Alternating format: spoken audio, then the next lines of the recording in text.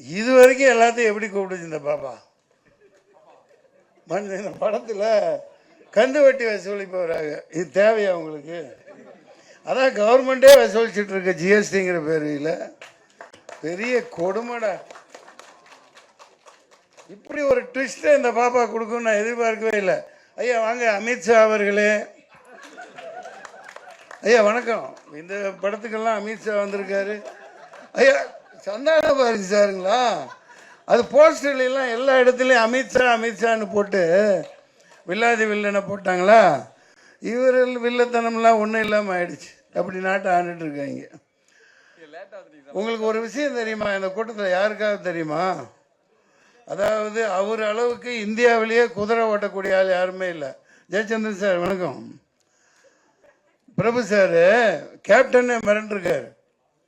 பெங்களூரில் பயங்கரமாக படிக்கல ட்ரைனிங் எடுத்தவர். குதிரை செத்தாலும் அவர் இறங்க மாட்டார், கீழே பறப்பார். 120 கிலோமீட்டர் ஸ்பீடில் பறப்பார் பிரபு சார். கதாநாயகர்கள்லாம் பில்டப்லேயே வாழ்ந்துட்டு போகிறாங்க. ஒரு குதிரை ஓட்டுற சீனா குதிரை கற்றுக்கணும். அது என்ன ஒரு 1000 2000 1000 10,000 கொடுத்து கற்றுக்கிறதுல என்ன? கற்றுக்க மாட்டேங்கிறாங்க. பில்டப்லேயே ஓடிட்டு இருக்குது. பில்டப்லேயே எல்லாம் ஓடுது. குதிரையும் பிழைக்கும், அவங்களும் பிழைப்பாங்க. அதனால் இது ஒரு தகவலாக இனிமேல் வர்ற கதாநாயகர்கள். உனக்கு குதிரை ஓட்ட தெரியுமா? உண்மையா? அதே 2 கால் குதிரையை சொல்லலை. அந்த பாப்பா இருக்குது, பயங்கரமான பாப்பாப்பா. கதாநாயகி பேர் என்ன? கிருஷ்ணபிரியா. அப்பா அந்த கால ரேவதி மாதிரி இருக்காங்க, நல்லா வருவாங்க. இப்போ பாருங்க, ஆப்ரேஷன் சிந்தூர் கொடுமை. எங்கேருந்து வந்தான்னு தெரியல, எங்கே இப்படி போனான்னு தெரியல, பிடிக்கிறதாவும் இல்லை. 1/2 மணி நேரத்தில் தமிழ்நாடு போலீஸை விட்டுருந்தா. ஏன்னா அதுக்கப்புறம் 8ஆவது நாள் அங்கே இருக்கேன், முன்னாடியே நிகழ்ச்சிப்படி. சார் ரொம்ப கொடுமைங்க. அங்கே உள்ள சாதாரண இந்த இப்போ குதிரையை பற்றி பேசுனேன்ல, பாவம் அந்த குதிரைக்கு கொள்ளு போட கூட காசு இல்லை. இந்த டூரிஸ்ட்டை நம்பி தான் என்டையர் காஷ்மீரே இருக்குது. அங்கே உள்ளே இருந்து யாரும் வரல.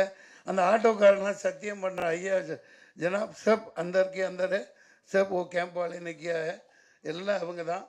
இராணுவத்தை மாரி ஒன்றும் ஒரு காக்கா கூட உள்ளே வர முடியாதுன்னு. இப்படியே புல்வாமாவில் இந்த ஆட்சியை தக்க வைக்கிறதுக்காக ரொம்ப குடும்பத்தனம் பண்ணுறாங்க. இதை சொல்ல வேண்டியதாகிடுச்சு. அதாவது ஆள்றவங்களே வில்லனாக இருக்காங்க. நாங்கள் இங்கே யாரும் சந்தான பாரதியெல்லாம் பெரிய வில்லனே கிடையாது. நான்லாம் ஒரு வில்லனே கிடையாது.